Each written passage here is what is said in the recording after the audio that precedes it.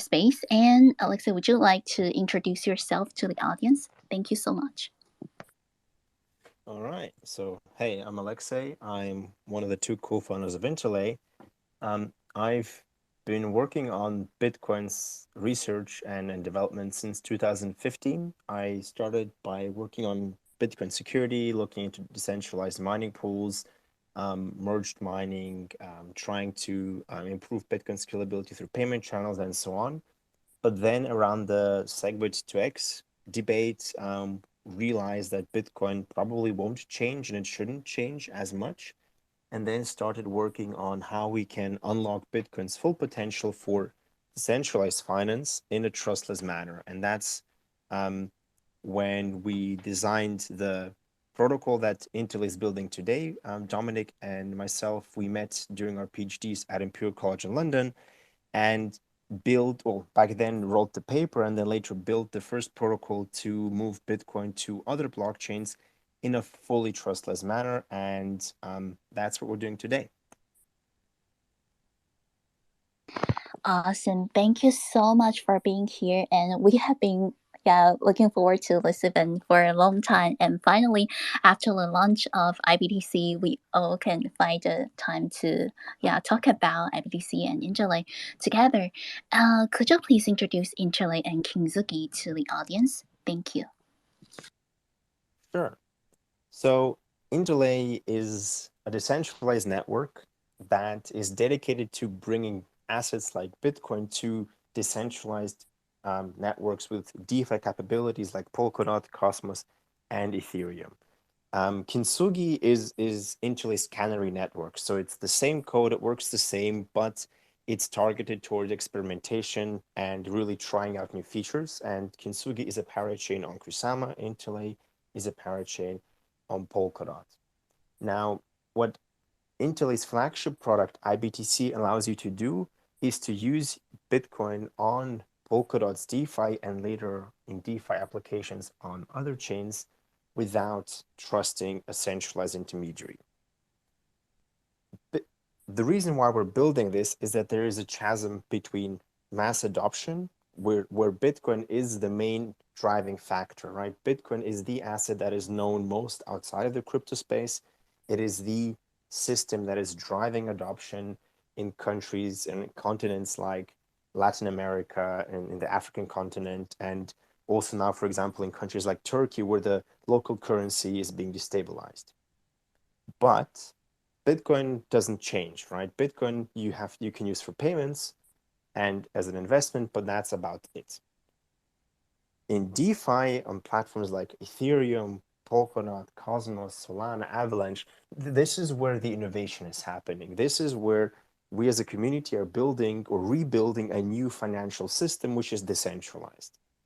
But the problem is that if you want to use Bitcoin for anything else than payments, you have to go to a centralized provider, right? There is no Bitcoin DeFi today. Even if many people say, oh, we are building Bitcoin DeFi, that is not true because there exists no decentralized way to use Bitcoin in DeFi.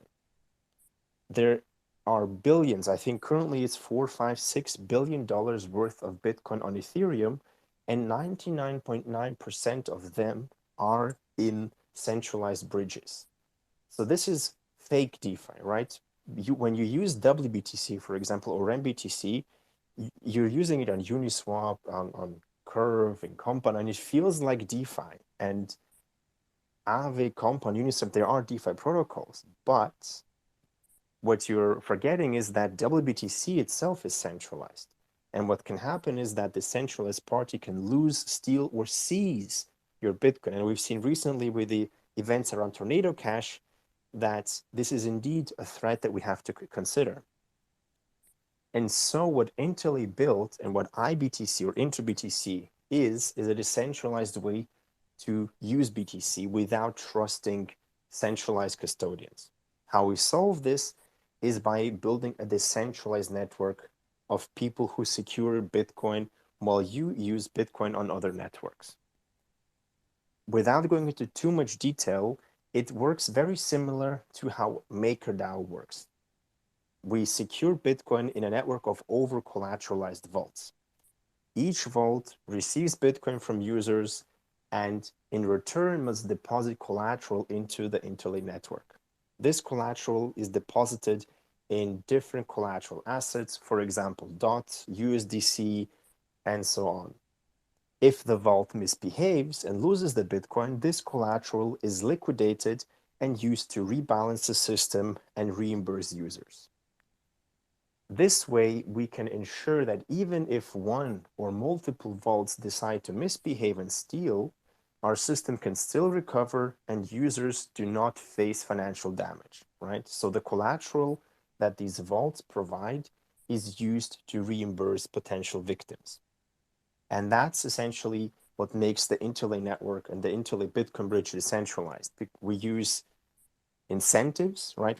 We make these vaults do what we want them to do, and we punish them if they misbehave. And of course, for providing this service, vaults earn rewards. And these are the same mechanisms that actually make Bitcoin work today. So we're kind of going back to the roots and focusing on the main properties of Bitcoin, namely transparency, decentralization, and trustlessness. Thank you so much for the intro. And let's talk about the flagship product, IBTC. What is IBTC exactly, and why do we need it on DeFi? Thank you. So as I already kind of touched upon, IBTC is a wrapped Bitcoin asset. IBTC is Bitcoin on Polkadot and later on Cosmos and later then Ethereum, Avalanche, and so on, right? Today, IBTC is live on the Polkadot ecosystem. And IBTC is an asset that allows you to use Bitcoin without trusting anybody else, right? So when you mint IBTC, you know that you'll always be able to get Bitcoin back at a one-to-one rate, right? If you mint one IBTC, this means you deposited one Bitcoin and you'll be able to get one Bitcoin out on the Bitcoin blockchain at some later point. And in the worst case scenario, and this is the guarantee that our system provides, in the worst case scenario, if everything fails, you will be reimbursed in collateral that the vaults provide, right? You'll be reimbursed in this basket of different assets that is used to stabilize the system. So this collateral serves as insurance. And with this Bitcoin, right, with this IBTC, you can then go to decentralized exchanges and trade Bitcoin for other assets. You can, with time, and we're expecting this to launch in the next 3-4 weeks, you'll be able to use IBTC to borrow other assets. So you will be able to get a credit line for USDC, for example, or for example, a Calis USD or aUSD stablecoin without selling your Bitcoin. And this allows you to use BTC as a financial asset and also basically use Bitcoin without selling it, right? So you can get a credit line, you can borrow against BTC if you're long Bitcoin. If you think Bitcoin will increase in price, you can do so.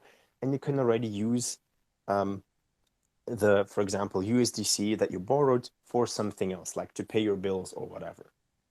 So the goal of Interlay IBTC is to provide a suite of tools for the everyday use of Bitcoin as a financial product. Everything that you have for the dollar, when you go to a bank, the same tools you will have for Bitcoin. And this is, we think, the first step of many towards global adoption. I see. Thank you. And since we talk about Kala, and of course, we will wonder how secure is IBTC? Thank you. Well, IBTC is just like other DeFi protocols, right? We have a parachain, which you can, it's not like a smart contract, but it's similar, right? A smart contract is something that you deploy on Ethereum. The Interlay parachain is a standalone blockchain that is connected to Polkadot for security. The code itself is open source. It has been audited 4 times by now. A 5th audit is planned for August. It has been battle tested on Kintsugi. We have a bug bounty program. So we invest a lot of time and effort to make sure that the code doesn't have bugs. But of course, as in DeFi, this is the main risk factor, right? If there is a bug on the Interlay parachain, something can break. On the Bitcoin side, there is no single contract or user. There's a decentralized network. Anybody can become one of the vaults, and if one vault is compromised, if one vault breaks, this does not affect the entire system. It only affects this small portion of Bitcoin that was locked in the vault. So on the Bitcoin side, our security model is much, much stronger than if you look at the Polkadot side. And now, when we look at things like bridge hacks, the benefit that Interlay has is that we are fully insured as a system, right? So one vault being hacked or misbehaving still allows us to continue to recover and to use the collateral to prevent users from losing money. Now, when we look at the Akala hack, I know that there was a lot of concern about how this might impact Interlay. In that case, Interlay as a network was not affected. All operations resumed and are still operational as before. It is quite unfortunate that the hack happened on the Akala network, and it coincided with the launch of the Akala pool that was listing IBTC. But that is the risk of DeFi. Unfortunately, these things happen. In this case, Interlay itself was not affected, and we will continue to spend a lot of time and effort on security to make sure that this never happens.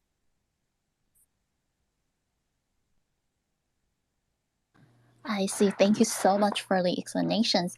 And could you please share us the roadmap of Interlay? Thank you.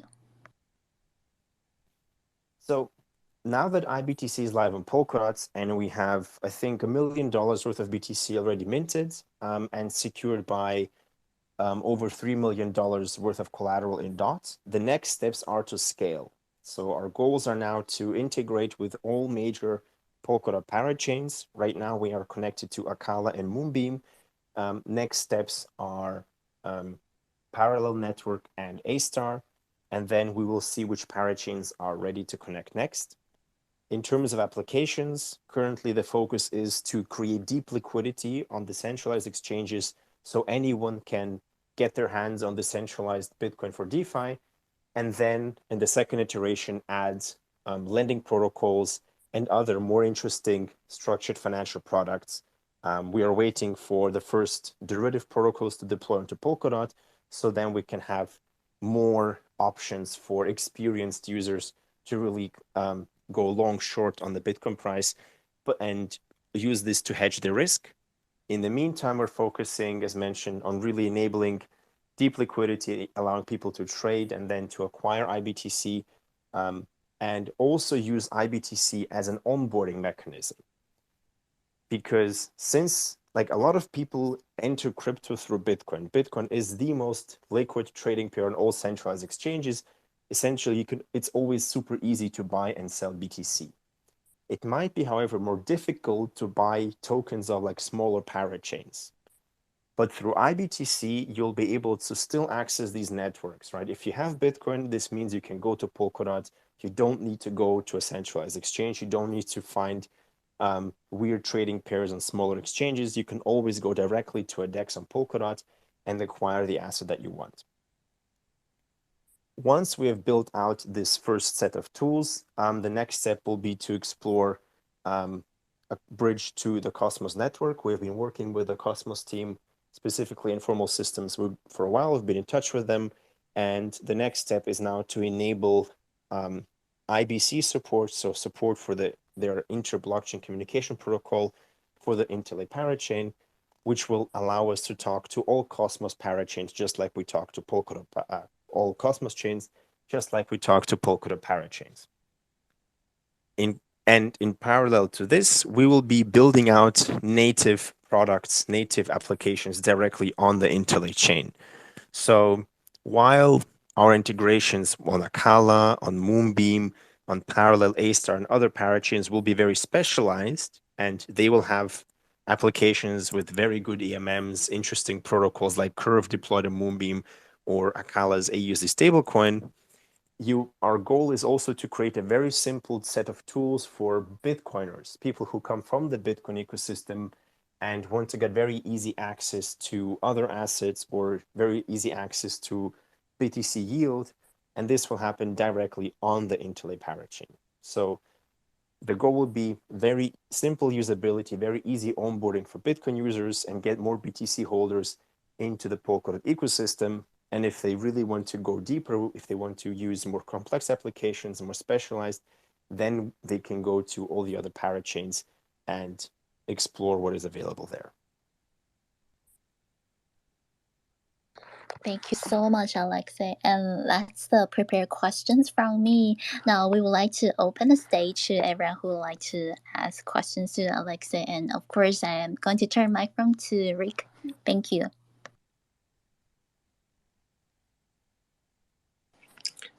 Hi, Moonlight. Thank you for the and also Alex. Thank you for the all the information. Just now you mentioned that the Interlay is more secure than the other cross chain because of it have the independent vote type of mechanism. But is it the same mechanism being used by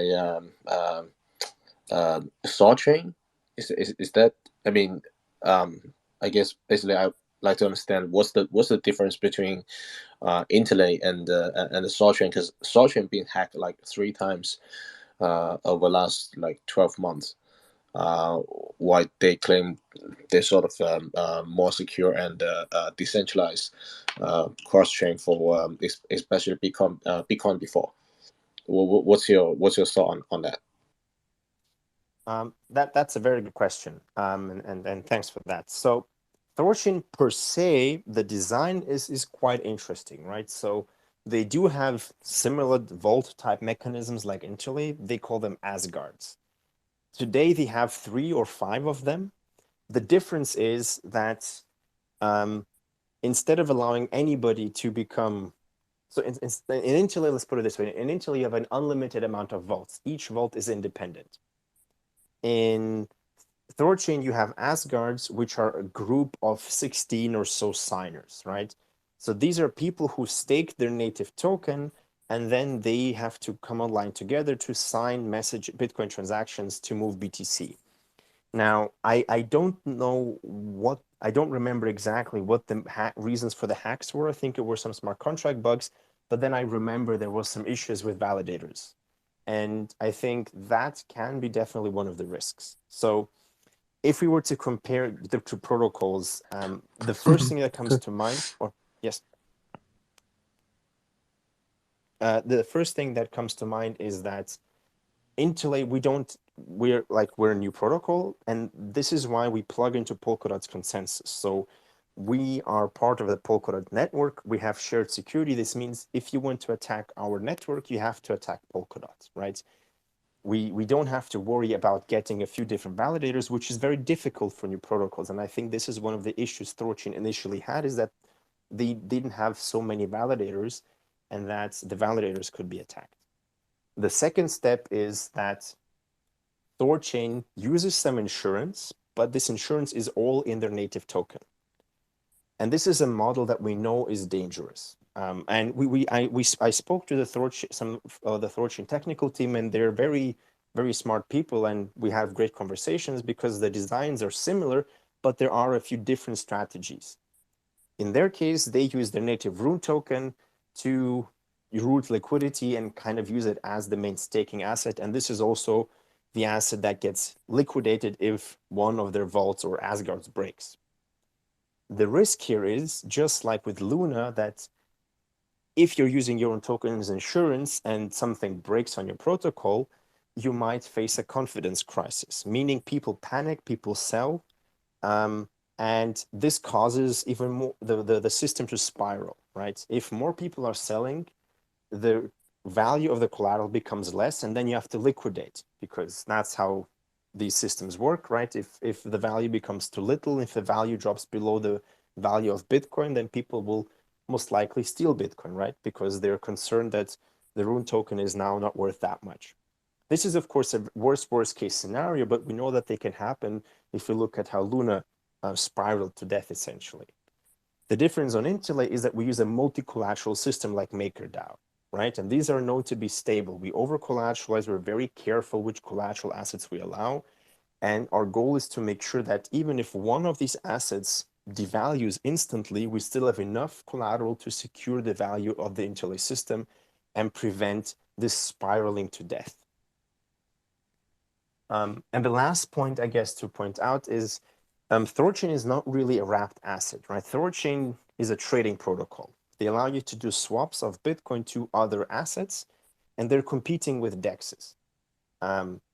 Interlay is more flexible because what we do is we provide a wrapped asset. We allow you to use IBTC on any protocol that Interlay can connect to. So this is a big difference in strategy. Thorchain tried to be standalone and isolated to avoid risks from other protocols, which is a fair decision. But the disadvantage is that you're always alone, right? So you're quite isolated. It's very hard to get new users. You have to always find new users yourself. Whereas Interlay's strategy is to connect with multiple ecosystems, right? Within Polkadot, within Cosmos, Ethereum, Solana, Avalanche, and so on, and really to become the main BTC for the entire DeFi ecosystem. This does, of course, come with risks, right? We've seen that some of our users were in the Akala pools, right? When Akala was breached, and they did face some financial damage, and now they must hope that Akala will reimburse them. So this is definitely a risk that can happen. But the advantage is that it allows so many more users and so many more use cases to be developed and onboarded onto Interlay. So I guess that's kind of the main differences. On the security side, it's multi-collateral versus the native token, and also in the way that the vaults are constructed. So Interlay is definitely more open than Thorchain. From the mechanism side, is that a because Thorchain being sort of attacked and being sort of hacked multiple times? Can you give us some brief intro about why it got hacked so many times and why it can't solve the problem of keep being hacked, and what's Interlay sort of mechanism, the Interlay mechanism different to Thorchain, so you can prevent the hacking happen? Now, being fully honest, I don't remember what exactly the reasons for each hack were, and I'm a bit cautious to make statements because I just don't remember exactly, and I don't want to say something wrong. I highly respect the Thorchain team because they have definitely built something interesting. And the thing is that like hacks can happen to everyone, I guess. And maybe you're more familiar with the exact reasons for Thorchain hacks. But if a hack happened because there was some admin key or some centralization points, then this is something that cannot happen on Interlay. So that's definitely a strength that we have been focusing on from day one. We as a team have zero control over the network. We made sure that the moment Interlay went live, you needed governance to make any changes to the code or to the system. So you have to actually go through community governance, and this takes time. So you can't just, hack one or two servers and steal all the money. You have to really launch a full-scale attack against Interlay, or if you want to make really, really bad changes against Polkadot itself. And of course, like on the smart contract side, like if we look at the NOM attack, for example, that's just because it's more recent, I'm more familiar with that. These kind of things are very unfortunate. The NOM attack happened not because of the bridge design, but because of a faulty deployment, right? These things can happen to anyone, right? If you're not careful. So at Interlay, what we try to do is we really try to make sure that we're very careful with the release process. We make sure that we have all code open source. We have test environments. We have Kintsugi, right? Which is another benefit. We have a canary network. And all the major features go first to Kintsugi, which is supposed to be used for testing and attacking. And we already saw that bug bounties were very effective. People were attacking Kintsugi, and we were able to identify where the issues were and fix them before launching Interlay. So overall, I think it's the benefits of the whole Polkadot design and the way that this ecosystem is constructed with canary networks and also being a shared security model that just helps Interlay, especially during these early days, to focus on product and be less worried about being attacked. It can still happen, and that's why I'm always very careful to say, oh, we will never get hacked, right? Hacks happen for different reasons. But what I can say is that we don't have centralization points which you could use to completely steal money out of the system. Thank you, Alex. I have another question related to quite a hot subject as now. Um, um, so basically, Tornado Cash has been sort of censored by U.S. government, and quite a few of the services reject. Well, even those services like Uniswap call themselves decentralized service, but they sort of rejected the any wallet that associate with Tornado Cash. From my perspective, I don't see that very decentralized. So if such, I mean, I don't think as now that there's any address that Internet need to sort of reject the transaction with. But if same thing happens, will Interlay sort of reject the transaction with those with some addresses that required by the U.S. government? Is that even possible from the protocol level of Interlay? These are tough questions. So I think that on like Ethereum, the main censorship, right, and was happening on the front end, on user interface level, right? So you have a lot of DeFi protocols where the smart contract is public, but the front end is not, right? And this allows these protocols to censor specific users from using the interface. I am not quite exactly sure how and whether at all they're doing it on the smart contract level, because that will be very, very difficult. So I don't think like if you're if you've used Tornado Cash and you really still want to use DeFi, you still can, but you need to be technically experienced. You need to write your own small smart contract that does this for you. For Interlay itself, I mean, the system is designed to be censorship resistant, right? So our vaults, they cannot prevent anyone from using the system right now. And everything else is a question of governance, right?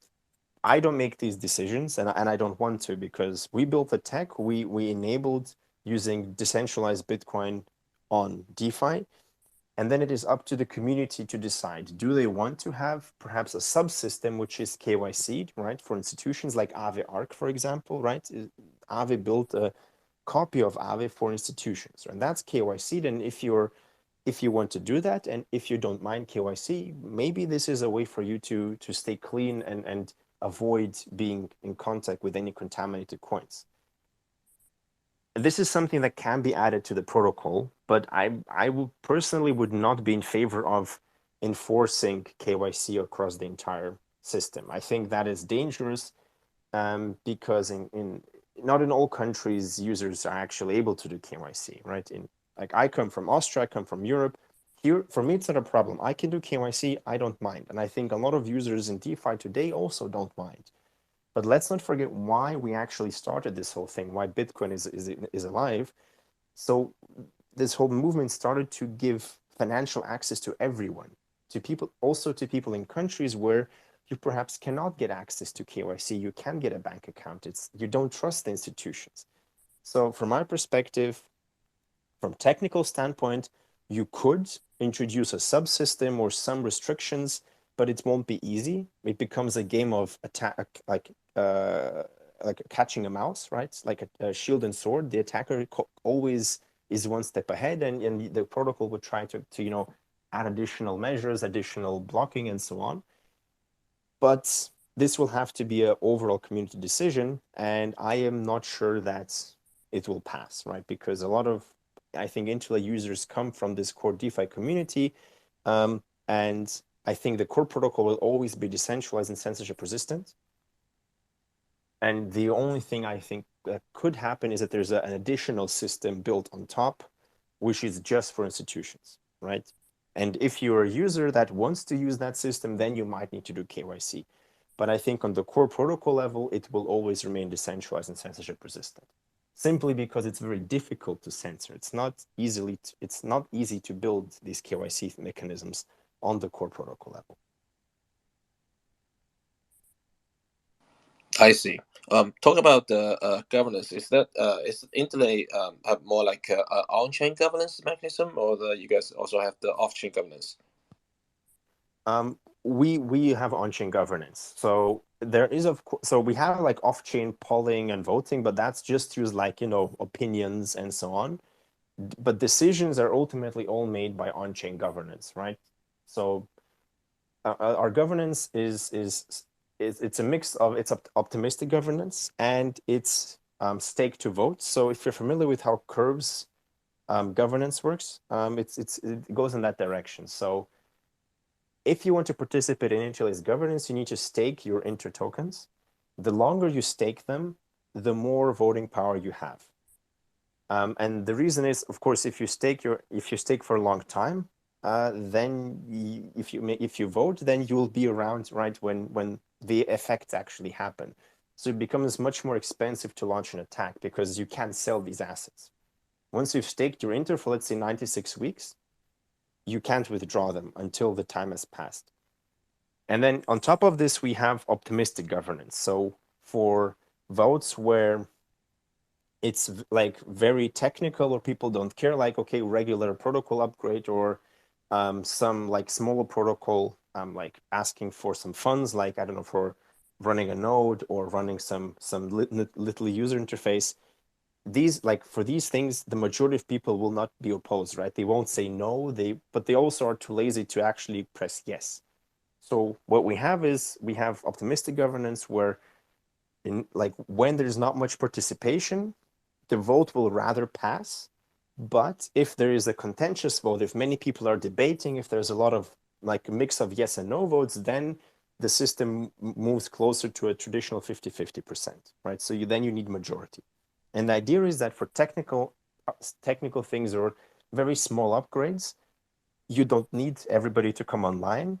But if it's a big decision, you still have the entire network participating. And this helps us to be very effective, like in terms of doing everything through on-chain governance, which I think is very important. No system is perfect, but I think so far we've seen quite good participation of our early community members, and we now hope to get also our new members and people who are not as familiar with governance to really participate and state their opinions. Thank you. My next question is about competitors. I know, I mean, Soshin is one of the competitors, but I hardly think that this is one of the strongest. What do you think the competition or the other competitors like Layer Zero? Will you even consider Layer Zero as a competition to Interlay?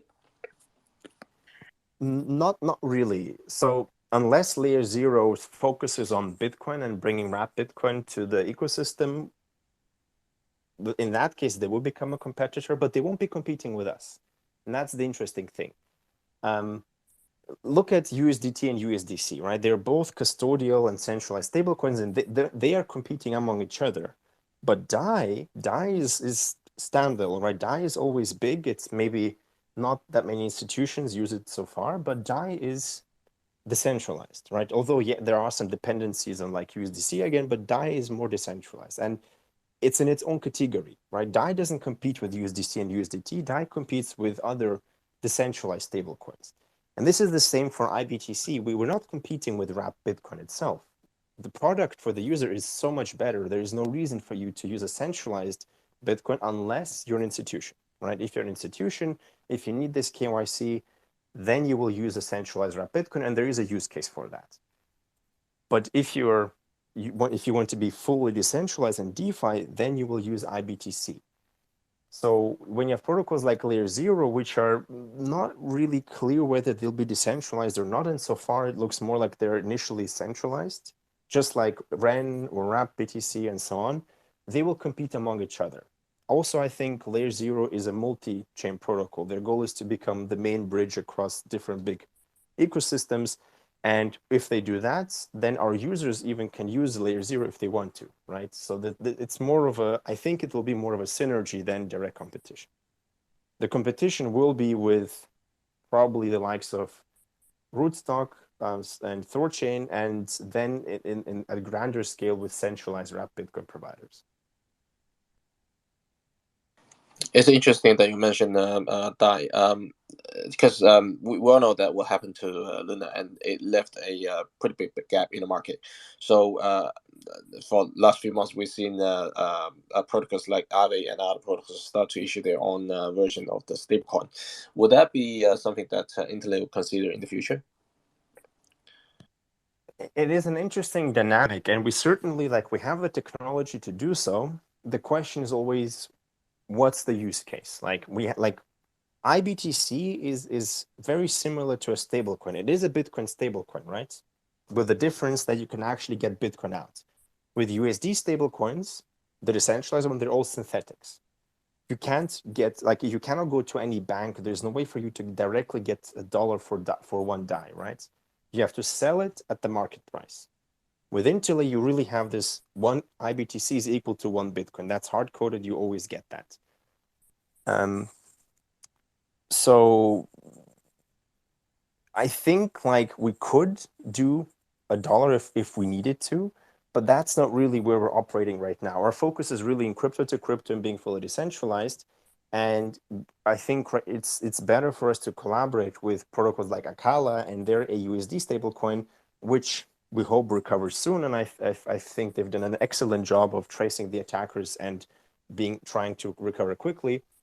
And I think this is the most effective way initially. Once you're a big protocol like Compound or Aave, of course, then it's a different setting. Then you have a lot of your own users, and it's better for you to become independent and just offer your own USD synthetic, right? I mean, it's then, and if Interlay grows to that size, we can offer synthetics for anything, right? The protocol is there for it. The question is just, do our users really want this or not? Right. Okay. My last question is about the tokenomics.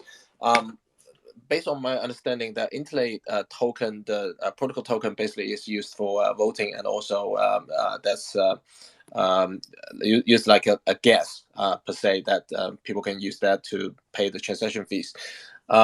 It's good, but in terms of the I hate to use the word Ponzinomics, but in terms of the more sort of Ponzinomic side, it looks to me that is less Ponzinomic compared to Sartring.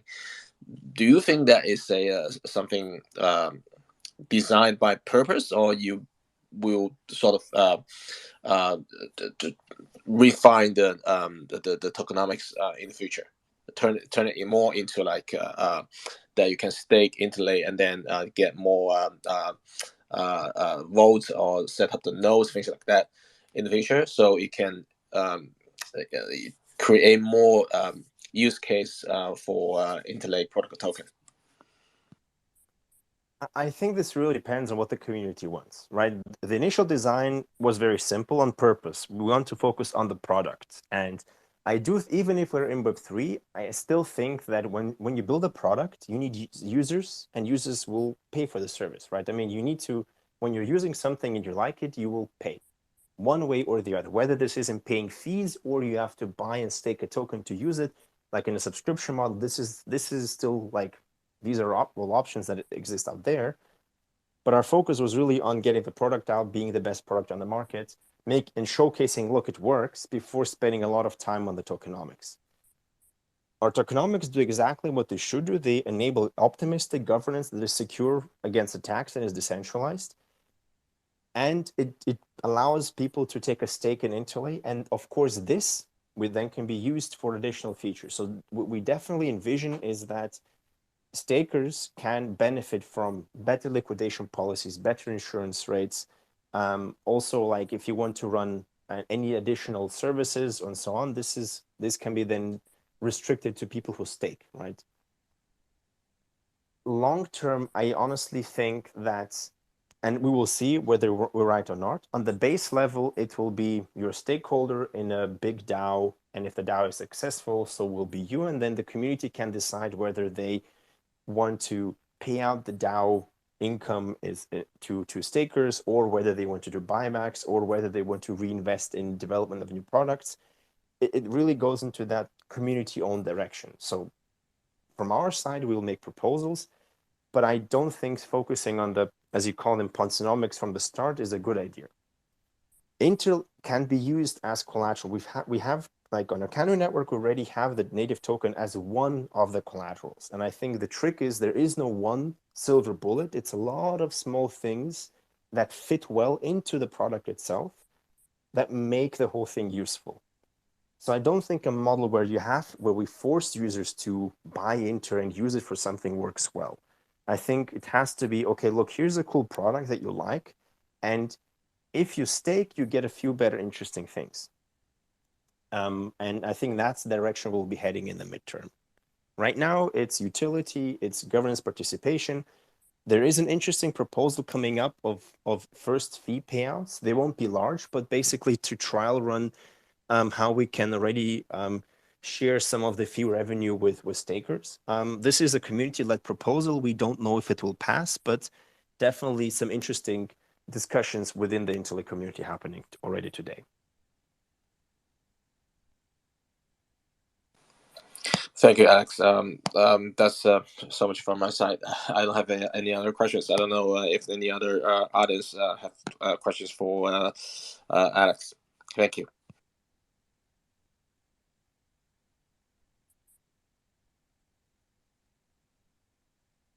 I think so far so good. Wow, that's a lot of questions and communications between Eric and Alexei, and we really appreciate that aWSB and WACME 33 Foundation give us the opportunity to come here and talk about Interlay, Kintsugi, and IBTC. So let me double check one more time. Do we have any other questions from the audience? If not, we're going to wrap it up. And once again, thank you all very much for spending time with us. 那也再次感谢所有听众朋友来参加我们这一次由 aWSB 以及33基金会联合举办的优质项目系列活动。然后我们今天呢的主题是跨链比特币 IBTC。那刚刚介绍的项目是 Interlay， 以及刚刚的讲者是 Interlay 的 CEO， 还有共同创始人 Alexei。那也再次感谢各位的参与。我们今天的活动就先暂时到这里结束喽。可以改一个标题了，谢谢大家，谢谢。然后我也有把我们的中英文的官方网站都放在今天推特空间上方了，也包含了其他的相关的讯息，还有这个我看一下，我好像还有放了 YouTube 的一些视频也在上面，所以如果大家有兴趣的话，也欢迎点击看看，谢谢，拜拜。谢谢。All right, thanks for having me. Bye bye. Thank you, Alex. 谢谢那个莫娜小姐姐。那个我们今天晚点还会再开 space， 因为这个星期的大事比较多，一件一件的得看一下。我一会儿会把这个 space 关一下，因为我不知道我们其他小伙伴有没有人会能来 hold 一下，不然的话因为我要出去一下，所以这个 space 我会关一下，大概今天中午或者下午时间吧，美西我再会重新把这 space 开起来。